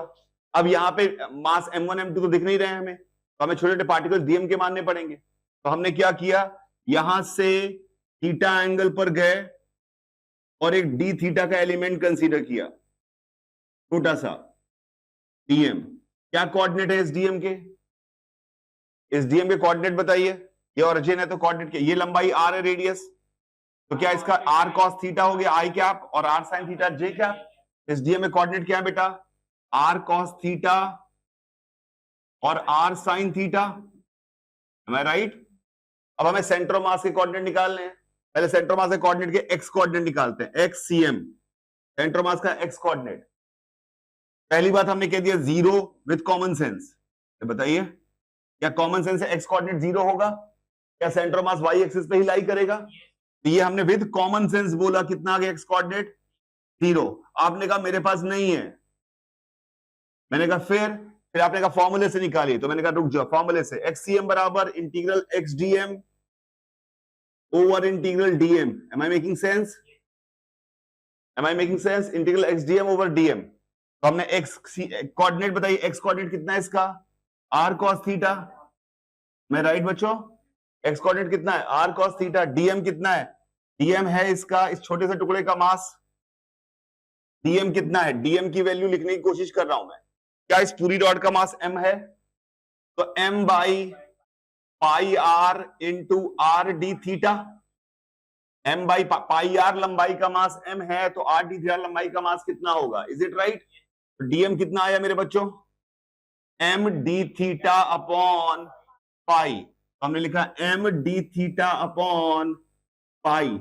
लिमिट बताओ कहां से कहां, थीटा यहां से स्टार्ट करके कहां तक लेना है, 0 से पाई अपॉन टोटल मास m, टोटल मास नीचे आएगा m, अरे सही है। अब इसका इंटीग्रेशन किया, क्या क्या कांस्टेंट है बाहर आ गया, क्या क्या कांस्टेंट है, m r by pi m बाहर आ गया, अरे चेक करिए, m r बाई पाई बाहर आ गया, और नीचे का m था वो भी लिख दिया, अरे सही है। इंटीग्रेशन किसका बचा, cos theta d theta, am I right, limit 0 से पाई, cos थीटा का integration sin theta, limit sin pi minus sin 0, 0 minus 0, इसका आंसर कितना आ गया 0। पर क्या हम इस रिजल्ट पे बिना मेहनत के ही पहुंच चुके थे, क्योंकि xcm हमारे पता पहले से पता 0 है, पर निकालने का तरीका तो समझ में आना चाहिए। 0 कैसे बताया था आपने, x सेंटर ऑफ मास का इसी लाइन पे होगा, इस सिमेट्री से जितना मास इधर है उतना ही मास इधर है, तो बीचों बीच होगा सेंटर ऑफ मास, तो हमने सेंटर ऑफ मास बीचों बीच कहा था, इसलिए xcm इसका हमने 0 कहा था। But let's say we are interested in ycm, ycm 0 नहीं होगा क्योंकि ऊपर अलग है नीचे अलग है, अरे नीचे तो कुछ मास ही नहीं है, ऊपर ही ऊपर मास है, अरे समझ में आ रहा है। और ycm निकालेंगे कैसे, सेम तरीके से ycm निकालने की कोशिश कर रहे हैं हम। ycm अब थोड़ा लिखना आसान है, 0 से पाई, नीचे m का भाग, ऊपर r साइन थीटा, शायद r साइन थीटा, और क्या m d theta by pi, क्या बाहर आ गया, pi sorry m r by pi m, अंदर क्या बचा, किसका इंटीग्रेशन, साइन थीटा का इंटीग्रेशन, माइनस कॉस थीटा, तो लिखा माइनस कॉस थीटा, लिमिट 0 से पाई, पहले पाई डाला, तो क्या आया, ycm बराबर r बाई पाई, तो लिखा है बाहर, m से m cancel, minus cos pi मतलब 1, -1, तो आंसर आ गया YCM इज इक्वल टू 2R/पाई। मगना पड़ेगा, याद रखना पड़ेगा, YCM इज इक्वल टू 2R/पाई। Centre of mass YCM is equal to 2R/पाई। सेमी सर्कुलर रिंग का सेंटर ऑफ मास कहां आता है? 2R/पाई। सेंटर से ऊपर सिमेट्रिक लाइन पे 2R/पाई। याद रखिए इस फॉर्मूले को, 2R/पाई। Making sense? आगे बढ़ते हैं। तो सेंटर ऑफ मास की पोजीशन आती है 2R/पाई ऊपर, 2R/पाई ऊपर। किसका? सेमी सर्कुलर रिंग का सेंटर ऑफ मास 2R/पाई ऊपर आता है। पक्का? Very good. Semi circular ring का सेंटर ऑफ मास 2R/पाई ऊपर आता है। प्लीज समझने की कोशिश करें। पक्का? Very good. अब अगला number 2, hemispherical shell. Hemispherical shell, hemispherical shell, इसका सेंटर ऑफ मास निकालते हैं। हेमीस्फेरिकल शेल, हेमीस्फेरिकल शेल का centre of mass. Hemispherical shell मतलब ये आपके पास खोखला आधा गोला है, अंदर से खोखला है, आधा गोला रखा हुआ है। हेमीस्फेरिकल शेल का सेंटर ऑफ मास, ठीक है? इसका सेंटर ऑफ मास निकालना है। ध्यान से देखिए, अब इसका सेंटर ऑफ मास हमें निकालना है, हेमीस्फेरिकल शेल का centre of mass. Please check करिए। अब हमने कहा इसका कैसे निकालें, तो इसको अगर मैं चॉप चॉप करके देखूं, कई सारी रिंग्स हैं और हर रिंग का सेंटर ऑफ मास उसके सेंटर में माना जा सकता है।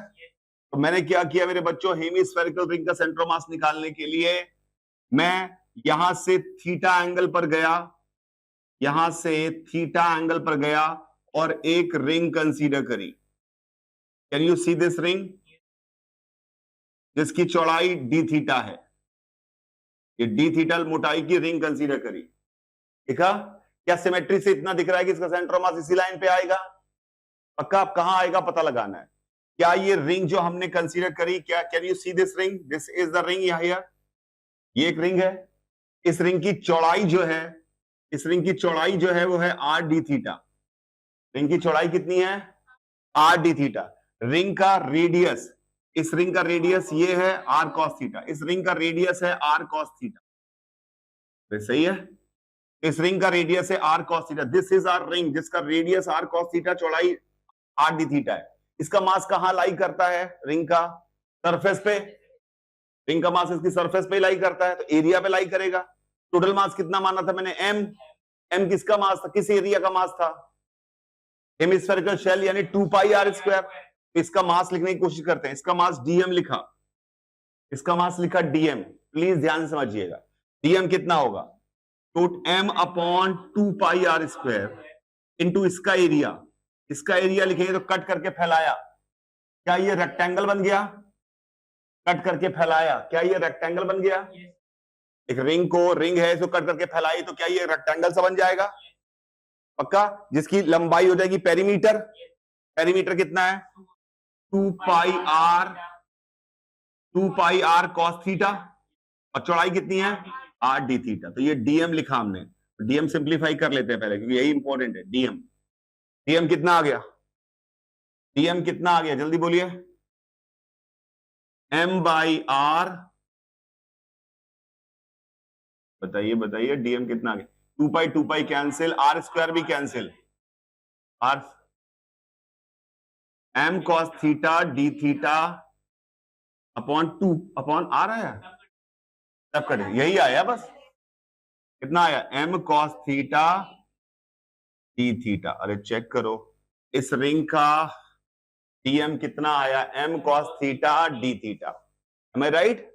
इसका dm आ गया m cos theta d theta. इस रिंग को, क्या ये रिंग को एक पार्टिकल मान सकता हूं मैं? क्या ये रिंग को एक पार्टिकल यहां रखा हुआ मान सकता हूं? रिंग को क्या मैं एक पार्टिकल मान सकता हूं यहां रखा हुआ? बताइए। और कितनी हाइट पे रखा हुआ है ये? r sin theta. बहुत बढ़िया। किस हाइट पे रखा है? r sin theta. किस हाइट पे रखा है? r sin theta. पक्का? तो अब हम इसका dm लिखते हैं, YCM निकालते हैं। तो YCM का फॉर्मूला क्या है? Integral y dm, which is r cos theta. Am I right? Which is r cos theta into dm. Upon r cos theta नहीं, r sine theta, sorry r sine theta, sorry r sine theta dm upon total mass. Theta की limit, rings ले रहे हैं, सबसे पहली ring ये नीचे वाली ली, ऊपर वाली रिंग वाली ली, 0 से 90, 0 से π/2।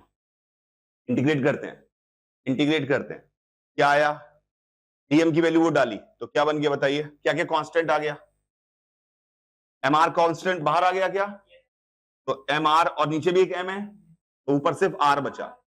इंटीग्रेशन में के अंदर क्या बचा,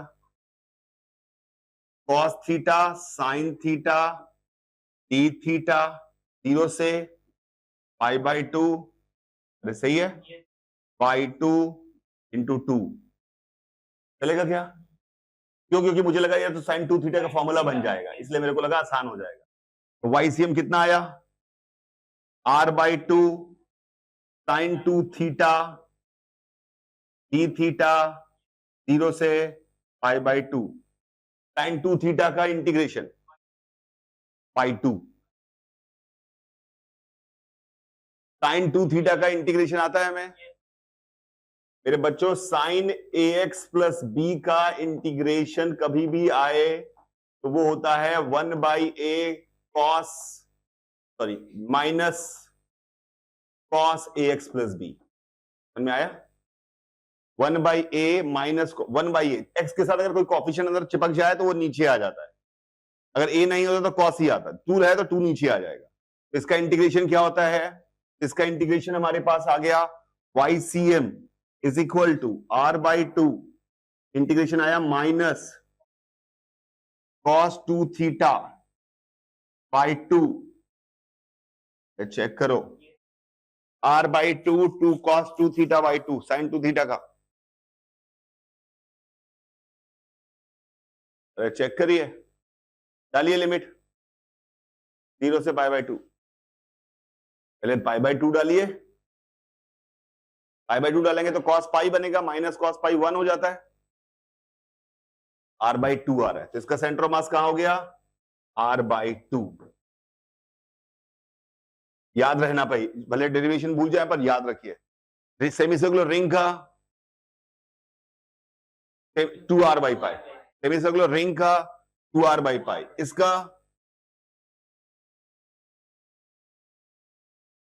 cos minus cos 2 theta by 2 हुआ।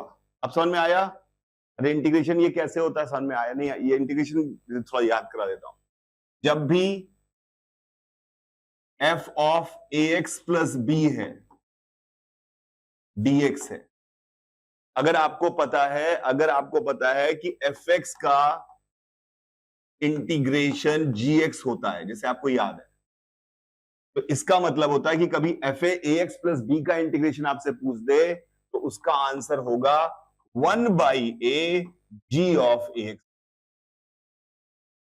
1 ऑफ a g, जैसे कि आपको पता है कि इंटीग्रेशन ऑफ ln x जो होता है, ln x का इंटीग्रेशन 1/x,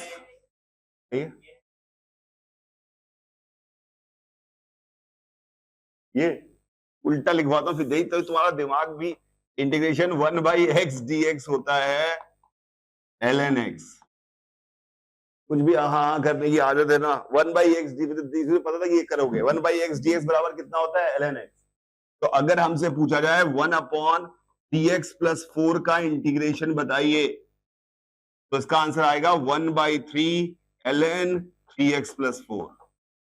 मेकिंग सेंस, क्या कहा, समझ में आया आपको, क्या कहा मैंने, समझ में आया। अगर आपको एक इंटीग्रेशन का फॉर्मूला पता है, fx का इंटीग्रेशन अगर gx याद है आपको, और आपको f of ax plus b का इंटीग्रेशन कभी करना आ जाए, क्या करेंगे, वही फॉर्मूला लिखेंगे लेकिन 1/a और लगा देंगे। क्लियर है, जैसे अगर आपके पास साइन 3x प्लस 5 dx का इंटीग्रेशन आ गया, तो पहले तो 1/3 लिख दो, साइन का इंटीग्रेशन क्या होता है, माइनस कॉस, तो आंसर हो गया minus cos 3x plus 5। Making sense, अगर आपके पास इंटीग्रेशन आ गया 3x प्लस 4 की पावर 49 dx, ये आ गया। x की पावर 49 का क्या होता था? पहले तो 3x प्लस 4 है, तो पहले तो 1/3 पहले लिख दिया। तो आपके पास x की पावर 49 का इंटीग्रेशन क्या होता था? x की पावर 50/50, इसका इंटीग्रेशन हो गया 3x प्लस 4 की पावर 50/50, बस ये 1/3 एक्स्ट्रा बाहर आ गया। अब कर लेंगे ना? ठीक है, तो ये हमारे पास कहां गया? तो इसका आंसर क्या आ गया? r/2। दो याद रख, दो फॉर्मूले याद रखने को कहे हैं, कौन कौन सा? सेमी सर्कुलर रिंग और हेमिस्फेरिकल शेल, r/2 और 2r/5, r/2 और 2r/5। r/2 तो आसान है, ऐसा लगेगा कि r की रॉड रखी हुई, r/2 मिड पॉइंट। अरे मिड पॉइंट पे ही आता है, देखो ये 0, ये r, तो r/2 मिड पॉइंट। तो मैं कहा आता है मिड पॉइंट r/2, उसका बस अलग से याद रखना है 2r/5। अगला अगला, ये तीसरा फॉर्मूला याद रखना है, and it is the last formula. जैसे आपने शायद बहुत सारे फॉर्मूले होते हैं, पर हमें सिर्फ 3 ही याद रखने। ये एक रॉड है, ये एक रॉड है, x बराबर 0 है रॉड का, ये x बराबर l है रॉड, ये x बराबर 0 है रॉड का, ये x बराबर l है रॉड। लिखिए,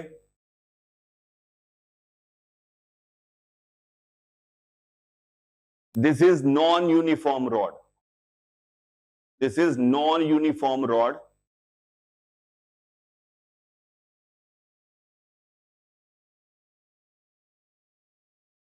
and linear mass density is proportional to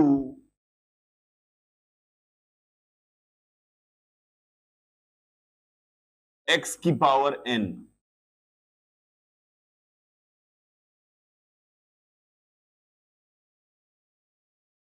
x की power n proportional to x की पावर n। लैम्डा की वैल्यू हो गई kx की power n, proportional to x की पावर n है।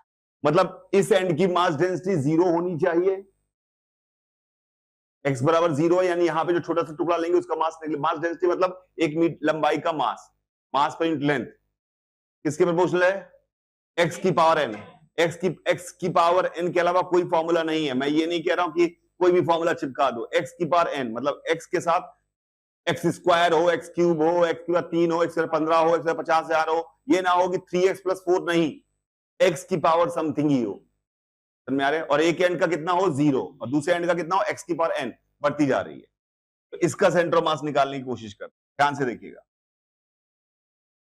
यहां से x दूरी पे गए, dx का टुकड़ा कंसीडर किया, xcm निकाल रहे हैं, xcm क्या होता है formula? Integral x dm over integral dm, 0 से l, 0 से l। dm क्या? उस छोटे टुकड़े का मास, dm की लंबाई कितनी है, और वहां पे लैम्डा कितना है? kx की पावर n। तो dm हो गया kx की पावर n इंटू dx, मास per unit length into length. समझ में आया मेरी बात? kx की power n into dx, in sense. तो इसका आंसर अब यहां डाला हमने, यहां डाला तो xcm की वैल्यू निकल के आएगी, किया हमने, ऊपर क्या बना? सॉल्व करो ना, मैं क्यों करूं? xcm निकाल के दिखाइए। बहुत बढ़िया राकेश, xcm निकाल के दिखाइए। सेंटर ऑफ मास की पोजीशन आई, राकेश ने सॉल्व कर दिया है, मैं लिख दे रहा हूं।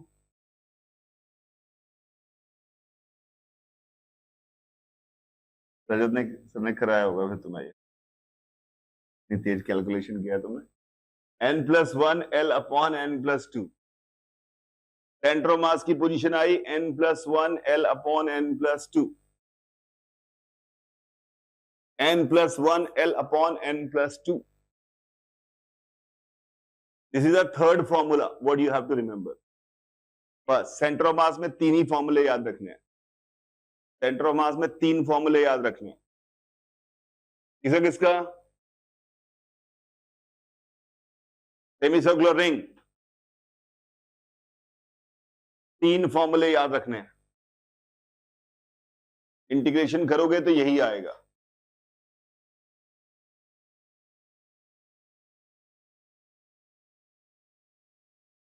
हाँ बेटा, डिस्कस तो हुआ था पर ठीक है।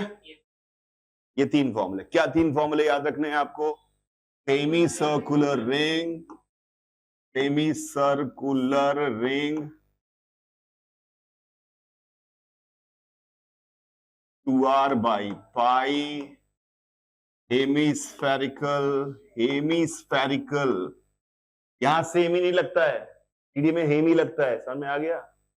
हेमिस्फेरिकल शेल, हॉलो शेल है कि सॉलिड? भाई शेल हॉलो ही होती है, शेल कैसे सॉलिड हो जाएगी? शेल का मतलब ही हॉलो होता है। तो कोई पूछे शेल के, कोई पूछेगी शेल हॉलो है कि, तुम क्या बकवास आदमी हो क्या? शेल हॉलो है कि सॉलिड है? शेल को हॉलो है कि सॉलिड क्या होता है? हेमिस्फेरिकल शेल r/2, क्लियर है? और एक रॉड जिसका लैम्डा बदल रहा हो इसी फॉर्म का, kx⁴n, उसका सेंटर ऑफ मास होता है n+1 L/n+2, ठीक है? These are the 3 formula. बहुत सारे होते हैं पर हम 3 ही याद रखने हैं, इससे हमारी जिंदगी चल जाएगी। n+1 L/n+2। चलिए देखते हैं कैसे जिंदगी चल जाएगी। फॉर्मूले तो 50 याद कराती है जनता, हम इन 3 फॉर्मूलों से हमारी जिंदगी कैसे चलने वाली है। ध्यान से देखिए, ध्यान से देखिएगा। ये मेरे पास एक हॉलो कोन है, एक हॉलो कोन है, ठीक है भाइयों? हॉलो कोन है ये, हॉलो कोन, जिसकी हाइट h है। किसी ने पूछा इसका सेंटर ऑफ मास कहां होगा, इसका हॉलो कोन का सेंटर ऑफ मास कहां होगा? तो हमने क्या किया, हॉलो कोन को ऐसे chop chop chop chop chop chop chop. Is it कई सारी रिंग्स? क्या सारी रिंग का साइज सेम है क्या? नहीं, पर कई सारी रिंग्स बन रही हैं। Can you see multiple rings? तो अगर क्या हर रिंग को एक पार्टिकल मान सकते हैं उसके सेंटर में रखा हुआ? तो क्या हमारे पास यहां पर एक रॉड बन गई जिसमें बहुत सारे पार्टिकल हो गए? बताइए, रॉड यही तो होती है। अगर सबको एक पार्टिकल की तरह रख दिया तो क्या हमारे पास एक रॉड आ गई? अगर सबको chop chop chop chop chop करके रिंग बनाई, रिंग को पार्टिकल बना के रख दिया, तो क्या हमें एक रॉड मिली मोटी मोटी? क्या ये रॉड यूनिफॉर्म है क्या? क्या नीचे आते हुए मास बढ़ रहा है? सबसे ऊपर वाले पार्ट का x=0 का मास तो 0 है, नीचे आते हुए मास बढ़ रहा है। अब देखते हैं कैसे बढ़ रहा है। क्या, क्यों मास बढ़ रहा था मैं भूल गया। रिंग का पेरीमीटर बढ़ रहा था। रिंग का पेरीमीटर क्यों बढ़ रहा था? मास कहां पर है पहले बताओ? सरफेस पे। तो ring chop chop chop chop chop की तो उसका पेरीमीटर बढ़ रहा है, नीचे आते हुए पेरीमीटर बढ़ रहा है, पेरीमीटर बढ़ रहा है। क्या जितना ज्यादा पेरीमीटर होगा उतना ज्यादा मास होगा? प्रोपोर्शनलिटी है, पेरीमीटर के साथ प्रोपोर्शनलिटी है मास की। पेरीमीटर किसका ज्यादा होगा? जिसकी रेडियस ज्यादा है। क्या मास की प्रोपोर्शनलिटी है रेडियस के साथ? क्या जितना मैं x नीचे आऊंगा उतनी ज्यादा रेडियस होगी? क्या x ज्यादा होगा तो रेडियस ज्यादा होगी? तो क्या प्रोपोर्शनलिटी है? क्या x प्रोपोर्शनलिटी है क्या? Proportionality is very much important. क्या जितना ज्यादा नीचे आऊंगा x बढ़ेगा, r बढ़ेगा, तो मास बढ़ेगा। यानी मास नीचे आते थे बढ़ता जा रहा रिंग्स का। क्या it is proportional to x? यानी कि इट इज प्रोपोर्शनल टू, यानी mass density proportional to x⁴1। x के प्रोपोर्शनल बढ़ी है ना, आपने बोला प्रोपोर्शनल टू x⁴1। तो हमारा फॉर्मूले में n की जगह 1, तो हमारा आंसर हो गया सेंटर ऑफ मास की position 2h/3, n+1/n+2, n+1/n+2, n+1 कितना हो गया? 1+1 2, n+2 3, 2h/3। ठीक है, अगला, now we have a solid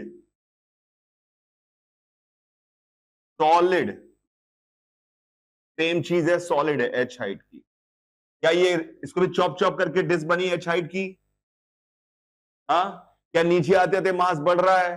मास कहां पे, वॉल्यूम में, मतलब एरिया में तो बाहर था, मतलब वॉल्यूम में है, थिकनेस तो सेम ही है सबकी, ठक ठक ठक ठक काटा है जब मैंने, क्या एरिया बढ़ता जा रहा है, इसलिए मास क्या नीचे आने पे क्यों बढ़ता जा रहा है, क्योंकि एरिया बढ़ रहा है, वहां पे एरिया बढ़ रहा है, इसका एरिया बढ़ता जा रहा है तो मास बढ़ रहा है। एरिया क्यों बढ़ रहा है, रेडियस बढ़ रही है, क्या मास प्रोपोर्शनल टू आर स्क्वायर हो गया, और आर प्रोपोर्शनल टू एक्स था, तो मास प्रोपोर्शनल टू एक्स स्क्वायर हो गया, एक्स स्क्वायर हो गया, यानी एन की value 2, answer is 3h/4 is the position of center of mass. Answer is 3h/4, the position of center of mass. Making sense? Answer is 3h/4.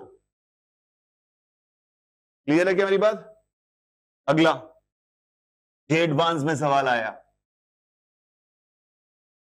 उसने बोला कि ये एक पैराबोलिक प्लेट है, पैराबोलिक प्लेट है,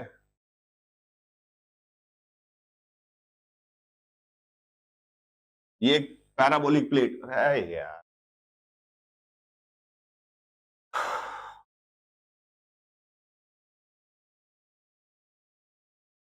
this is a parabolic plate, इधर की तरफ मुंह खुला हुआ है इस पैराबोलिक प्लेट का, इस पैराबोलिक प्लेट का इक्वेशन है y square equal to 4x, y square equal to 4x, plate है, दिख रहा है क्या आपको, प्लेट है, और ये है x इक्वल टू 15, यानी x बराबर 0 से x बराबर 15, ठीक है। इसने कहा इसका सेंटर ऑफ मास निकालना है, क्या निकालना है, सेंटर ऑफ मास। क्या इसको मैं ऐसे ऐसे काट के, इतना सिमेट्रिक दिख रहा है, सेंटर ऑफ मास इस लाइन पे ही आएगा, क्या मैं इसमें को काटूं तो कई सारी रॉड्स हैं, क्या कई सारी रॉड्स बन गई हमारी यहां से यहां तक, ऐसे काटूं तो कई सारी रॉड्स हैं, क्या हर रॉड को पार्टिकल मान सकता हूं, क्या हर रॉड को पार्टिकल मान लूंगा तो क्या हमारे पास यहां पर एक ऐसी रॉड बनके तैयार हो जाएगी, हर रॉड को पार्टिकल, हर रॉड को पार्टिकल, हर रॉड को पार्टिकल, दिख रहा है क्या, इस रॉड को पार्टिकल, इस रॉड को इसका पार्टिकल से, क्या यहां से यहां जो रॉड बनी हमारे पास, ये सफेद वाली रॉड समझ में आई कैसे, इस रॉड को ये पार्टिकल, इस रॉड को ये पार्टिकल, इस रॉड को ये पार्टिकल, इज इट राइट, क्या हमारे पास एक रॉड बन गई हमारे पास, क्या इसका मास यहां से यहां बढ़ रहा है, क्यों बढ़ रहा है, क्योंकि हाइट बढ़ रही है, यानी क्या मैं कहता हूं mass proportional to y coordinate, mass proportional to, और y coordinate proportional to x की पावर हाफ, यानी मास प्रोपोर्शनल टू एक्स की power half, mass proportional to x की पावर हाफ, यानी एन की वैल्यू हाफ, तो half plus 1 upon half plus 2 into 15, half plus 1 half plus 2 यानी कि 9 metre, घर पे गुणा भाग कर लेना, 9 मीटर, अरे सही है, आंसर इज 9 मीटर। हमें कभी इंटीग्रेशन नहीं करना पड़ा, जितने भी सवाल आज तक आए हैं जेई में भी, बस वो 3 सवाल हमें आने चाहिए, 3 सवाल पक्का। अगला देखते हैं, अगला देखते हैं, अगला देखते हैं। Let's say we have a semi circular disc, standard formula होता है, सेमी सर्कुलर डिस्क है हमारे पास, this is what we have, a semi circular disc, ठीक है। सेमी सर्कुलर डिस्क का सेंटर ऑफ मास हमें निकालना है, सेमी सर्कुलर डिस्क का सेंटर ऑफ मास हमें निकालना है। मैंने कहा हमें किसका पता है, सेमी सर्कुलर रिंग का पता है क्या, 2r/π, तो क्या मैं यहां पर ये छोटी छोटी सेमी सर्कुलर रिंगों से बना है, क्या ये बहुत सारी रिंग्स हैं, ये बहुत सारी रिंग्स हैं जिनसे मिलकर ये बना हुआ है, ये बहुत सारी रिंग्स हैं जिनसे मिलकर ये बना हुआ है, कैन यू सी दैट, क्या हर रिंग को एक पार्टिकल मान सकते हैं, कहां रखा होगा वो पार्टिकल, 2r/π पर, उस रिंग के, उस रिंग के, तो सबसे छोटी रिंग का 2r/π, सबसे छोटी रिंग की रेडियस ही 0 है, तो उसका 2r/π यही हो गया, अरे छोटी रिंग का 0 रेडियस है तो 2r/π भी तो 0 ही हुआ, सबसे बड़ी रिंग का रेडियस r है तो उसका सेंटर मास 2r/π पर होगा, यानी कि यहां पर ये हो गया, ये डिस्टेंस 2r/π, क्या हर रिंग को हमने ऐसे रख दिया तो बहुत सारे पार्टिकल्स ऐसे रख दिए मैंने, सबसे पहला पार्टिकल कहां रखा, नीचे, सबसे ऊपर वाला पार्टिकल कहां रखा, 2r/π पर, ठीक है। तो क्या हमारे पास एक 2r/π लेंथ की रॉड आ गई, क्या हमारे पास 2r/π लेंथ की एक रॉड आ गई। अब इस रॉड को देखते हैं, क्या जैसे जैसे ऊपर जा रहे हैं हर टुकड़े का मास बढ़ रहा है, क्या यहां पर हम अगर x ऊपर गए तो क्या इस रिंग का मास बढ़ता जा रहा है? अरे मास क्यों मास बढ़ता है? कि लेंथ बढ़ती जा रही है। लेंथ क्यों बढ़ रही है? कि एक्स बढ़ रहा है। क्या it is proportional to X? Is it proportional to X? X की पावर कितनी हो गई? 1 2r by pi into n plus 1 upon n plus 2। क्या होता है फॉर्मूला? यही था क्या? n plus 1 upon यानी 2 by 3, यानी आंसर हो गया 4r by 3 pi। आंसर हो गया 2r by pi into 2 by 3, 4r by 3 pi। That's it for today। Bye रहेगा सभी को। enjoy your life if you find it enjoyable, otherwise make it, because most important thing है खुश करना। हमें ऐसा लगता है कि क्वालिटी एजुकेशन, चाहे वो आईटी जेई की तैयारी कर रहा हो या नीट की तैयारी कर रहा हो, फ्री होनी चाहिए। इस बात का फर्क नहीं पड़ना चाहिए कि वो कहाँ रहते हैं, क्या उनकी फाइनेंशियल बैकग्राउंड है। इसीलिए हम अपने पूरी टीम की मेहनत, जो हमने सालों साल एक्सपीरियंस से और आज की डेट में भी मेहनत करके बनाया है, वो सब हम फ्री यूट्यूब पे डालना चाह रहे हैं। पर आप समझते हैं कि चीज़ों को डेवलप करने के लिए हमें फंड्स की रिक्वायरमेंट होती है। मैंने अपने सारी पूंजी को खर्च कर दिया है। अब मुझे आपके सपोर्ट की ज़रूरत है। अगर आप कर सकें तो, अगर संभव हो, फाइनेंशियली आप पे लोड ना आए, तो हम चाहते हैं कि हमारा इस मिशन, जो हम best possible education for free सारे बच्चों को देना चाहते हैं, उसमें हमें सपोर्ट करें। इफ यू फाइंड इट वर्दी, please scan this QR code and contribute whatever you can.